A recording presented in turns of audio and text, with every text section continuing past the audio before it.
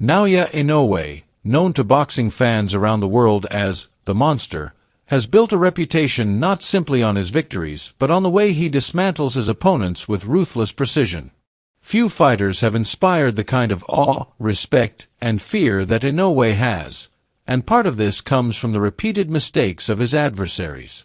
Too often, men have stepped into the ring with him carrying arrogance, misplaced confidence, or outright disrespect, only to discover that they had signed their own destruction. This is a chronicle of the fighters who underestimated Inoue, those who insulted him, doubted him, or mocked him, and who paid a heavy price in the ring when the Monster showed them exactly why he has become one of the most feared champions of modern times. When Inoue first began making his mark in Japan, many Western audiences had little idea of the storm that was brewing overseas. He was already establishing himself as a phenom, crushing domestic and regional challengers with such efficiency that Japanese fans began to whisper that he was destined for greatness. Still, boxing is a sport that often demands validation on the biggest stages, and for Inoue, the true opportunity came when he made his American television debut. His opponent that night was Anthony Nieves, a Cleveland native who embodied the skepticism many Americans held about foreign fighters. Nieves dismissed Inoue as overrated, pointing out that all of his fights had taken place in Japan. To him, the Monster was untested, an inflated talent who had never stepped into the lion's den.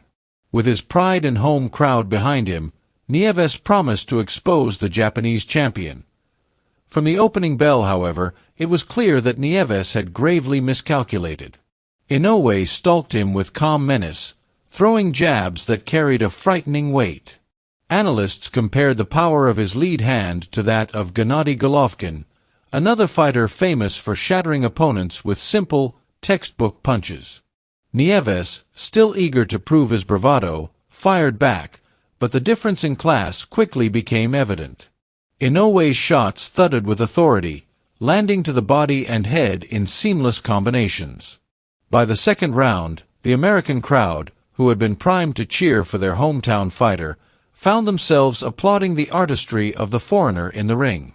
Inoue connected with a huge right hand through Nieves's guard, followed by a left hook to the body that left the Cleveland native visibly wincing. The punishment continued to mount. Inoue walked him down with little regard for the counters, his feet planted firmly to maximize every ounce of power. Nieves tried to retaliate with a hard right hand and even managed to touch the Japanese fighter on the body, but these were fleeting moments of resistance. The Monster was in complete control. By the third round, Inoue was unloading with ferocious combinations, uppercuts, and left hooks that rattled his opponent against the ropes. Nieves, though brave, was being systematically dismantled.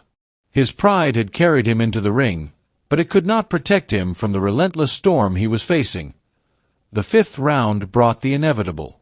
A thudding left hook to the body folded Nieves, sending him to the canvas in agony. He rose, only to be battered with another series of punishing body shots. Inoue targeted the ribs mercilessly, knowing the body could not hide the pain even if the head could stay upright. By the sixth round, Nieves's corner mercifully ended the bout, saving their fighter from further punishment. What had begun with arrogance ended with humility, as the American had no choice but to acknowledge that he had been wrong. The Monster had arrived on American soil, and he had done so in devastating fashion. The pattern of disrespect followed by destruction would repeat itself throughout Inoue's career. His next significant test came when he moved up to bantamweight to challenge Britain's Jamie McDonnell. The tall, rangy McDonnell dismissed Inoue in a way that revealed not only confidence but also a condescending lack of respect for his Japanese rival. Before the fight, McDonnell joked that he could not even pronounce Inoue's first name and casually referred to him as Inoue, a mockery that struck many as childish. To him, this was just another fight, another payday, and another chance to showcase his size and reach advantage. Inoue, however, does not forget slights. Once the bell rang, the Monster wasted no time introducing himself properly.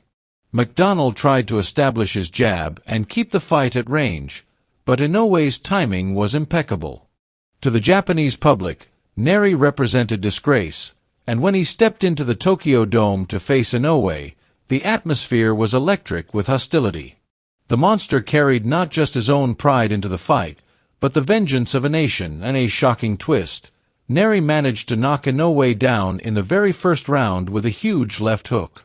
For the first time in his professional career, the monster touched the canvas, and the Japanese fans gasped in panic. But Inoue, composed and unshaken, rose to his feet with fire in his eyes. In the second round, he returned the favor, dropping Neri with a crushing shot. By the third, he had completely taken control, brutalizing the Mexican with ruthless efficiency. The fight ended with a thunderous combination that left Neri sprawled and silenced, while the Japanese crowd erupted in celebration. Their champion had avenged their honor, and he had done so in spectacular fashion. Most recently, Inoue faced South Korean challenger Jung-Yul Kim in early 2025. Kim had boldly stepped up as a late replacement, taking the fight against Inoue on short notice when Sam Goodman was unavailable. The Korean displayed toughness and heart, even beckoning Inoue forward mid-fight, but this proved to be a fatal error. Inoue accepted the invitation and delivered devastating counters, culminating in a massive right hand that nearly sent Kim out of the ring. The fight was stopped, another example of a brave but ultimately reckless opponent who had dared to provoke the monster. Through all of these encounters, one theme remains consistent. Naoya Inoue does not talk much, but he remembers everything. He does not boast, he does not insult, and he does not belittle his opponents. Instead, he allows them to speak, to mock, to doubt, and to disrespect, knowing that once the bell rings, the truth will be revealed in the most painful way possible. Fight after fight, the pattern continues. Arrogance meets humility, disrespect meets devastation, and bravado meets the cold reality of the monster's fists. Just over 30 fights into his career, Inoue has carved out a place among the greats of the sport. His record, his knockouts, and his collection of titles speak for themselves. But more than the statistics, it is the manner of his victories that resonates. Every fighter who dismissed him, from Nieves to McDonald to Rodriguez, Fulton, Neri, and Kim, left the ring with more than just a loss. They left with a lesson written in bruises and broken pride. Respect is not optional when facing Naoya Inoue. And so, the monster continues his reign. Calm, respectful, and almost understated outside the ring, yet utterly merciless within it. He embodies the paradox of greatness, humility paired with destruction. For those who still dare to underestimate him, history offers a clear warning. To provoke Naoya Inoue is to invite annihilation.